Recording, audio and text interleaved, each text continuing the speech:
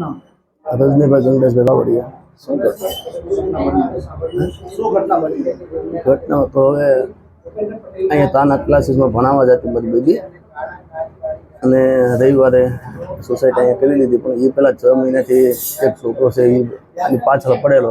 મને કીધેલું પપ્પા કે આપણે આ છોકરો વાંહે પડેલો છે તો ઘર સુધી ના અહીંયા પાછળ આવે છે, એટલે આપણે કીધું ભાઈ આપણે ભણવા મોકલવી જ નથી. એટલે આપણે એવું નક્કી કીધું. પછી હું પૂછું કેમ થયું, પછી મેં એના પપ્પાને ફોન કરેલો કે તમારો છોકરો રોજ આવે છે પાછળ પાછળ, એટલે મેં એ બધી તમે અહીંયા સમજાઈ દો, બંધ કરી દો.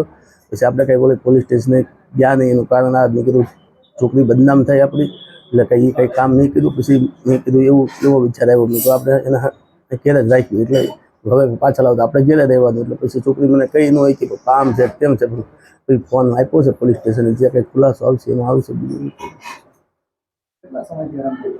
એ તો 6 મહિનાથી મને ખબર છે ત્યાં સુધી 6 મહિના. પણ તને પોતે તમે એને પૂછ્યું તો તને ઓળખે ક્યાંથી કે અમને યોગી પ્રવૃત્તિમાં હારે ભણતો ત્યાંથી મને ઓળખે છે. આ નથી હું એકની ખબર છે, બીજા 2-3 છોકરા હારે હશે ખબર નથી મને. પછી બાકી તો એ બધી ફોનમાં બધું નીકળશે.